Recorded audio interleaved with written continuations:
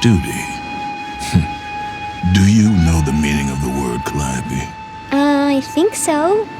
Well, let me tell you a story. Something that happened to me many seasons, many years ago.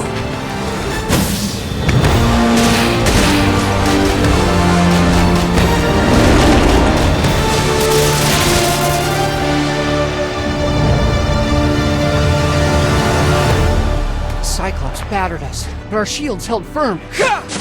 Spartans! When we were deciding when and where to have this story take place, it was important to us to pick a very pivotal time in Kratos' life, one that we haven't seen before.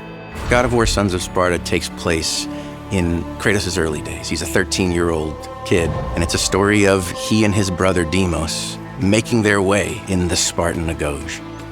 The Agoj was a brutal place.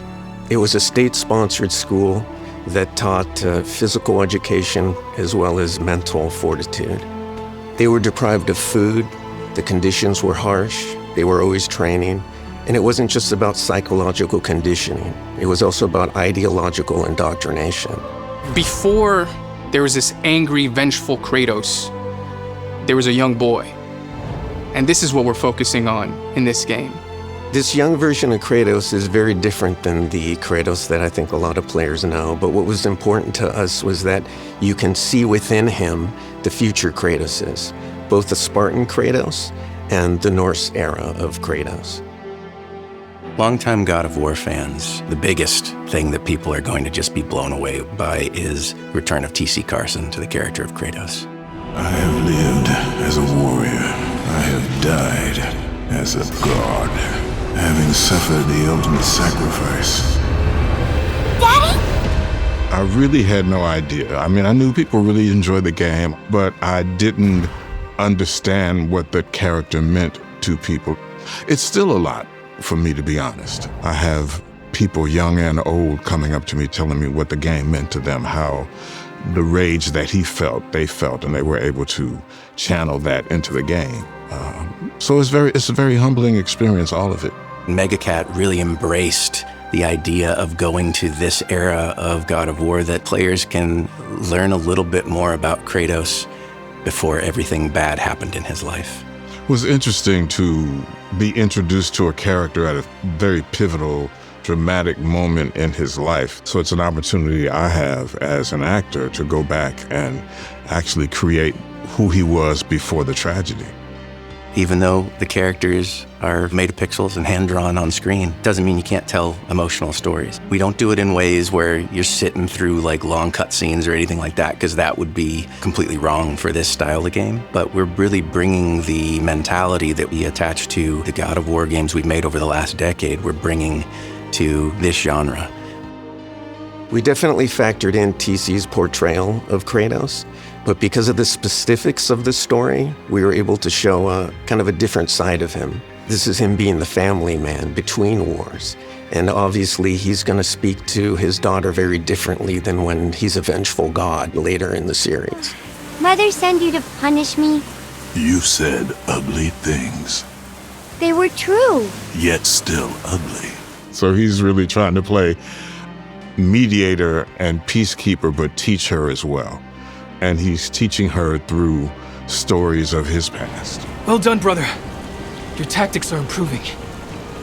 Playing as a younger Kratos in Sons of Sparta is interesting because this is pre-god powers, but he does have a different relationship with the gods because of that. He has this sort of devout faith that comes up time and time again, and it also informs his relationship with Deemos. How do we know that's a gift for us? What else is in here? Look around. Deemos' dynamic with Kratos is an interesting one here. Deemos, because things have always come easy to him, Kratos feels like he doesn't apply himself. Kratos wants to instill in him a greater sense of purpose and a greater sense of duty. Deemos lacks discipline, Kratos. You know he does. He's looking to you for guidance, but you don't give it. Kratos does everything by the book. He sees everything in black and white, whereas Deemos kind of sees more gray, tries to color outside the lines. What if I didn't stay in the army? What if I wanted to fish or make music? Then you would be a fool. But I think he is the person who helps to hit at the emotional core a little bit more and push Kratos out of his comfort zone. We convey the love that the brothers have with each other. They might fight with each other, but they still really care, and they would never let each other down. Let me help you. I don't need your help. Yes, you do. Throughout the course of the story, Kratos is going to learn to question his assumptions.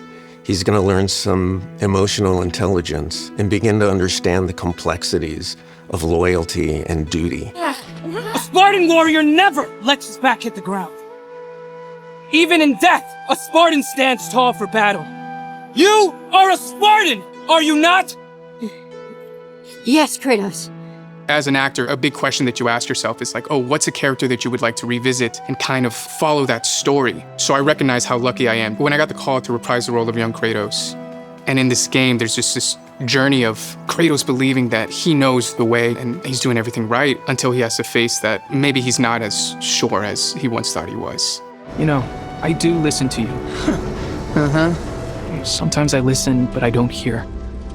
For that, I'm sorry. And through the journey of this game, they both learn from each other. I think Kratos learns how to not take everything so seriously and learn that there is more to the world than the Agoj. Well, that was by far the weirdest thing we've ever fought. And I think Deemos learns that it's okay to be a little more focused and a little more disciplined. What drew us to this story was that it was a chance to revisit a Kratos that we've never seen before, but also sort of look into the nooks and crannies of Greek mythology that we haven't explored before in the other games. We also get to really surprise people, I think. There are going to be creatures that they've fought before, but they're going to get to fight them in a totally different way, a totally different genre, totally different style of game. One of the interesting things about video games is that we get one more character in the narrative than anyone else does, and that's the player. And so it's very important to make sure the player is seeing the world through the character's eyes. And in a 2D game like this, it's more important than ever to do that. UA sees the story come together from gray box and blank backgrounds, and then as the characters get added and the art gets added. And then you get the cinematics and the VO. It's incredible watching these really talented artists push God of War into really cool areas that haven't been seen before. You want your gameplay to feel native to the world, but you want the world to also feel native to your gameplay and your storytelling especially. And I think we really hit that gap nicely with Sons of Sparta. You see Kratos exploring the world of Laconia in a way that players haven't been able to see before, and you don't see him as the revenge clashing against the gods fueled man. You see him embracing the gifts of the Olympian gods that really guides him to becoming stronger, to becoming Kratos. Barracks, now. No shortcuts. What I'm hoping for when it comes to God of War Sons of Sparta is that fans of the genre are going to get to play this title and really get affected by a deeply emotional story. It's interesting to know what we know about this story. And with God of War Sons of Sparta, you get to see kind of glimpses of how Kratos gets to where he eventually gets to. Anger just doesn't happen. Things happen to make those things happen. Kratos was not like that before this tragedy happened to him. And in order to understand the anger, you have to understand the love. And I think you'll get that from his stories and his interactions with Calliope.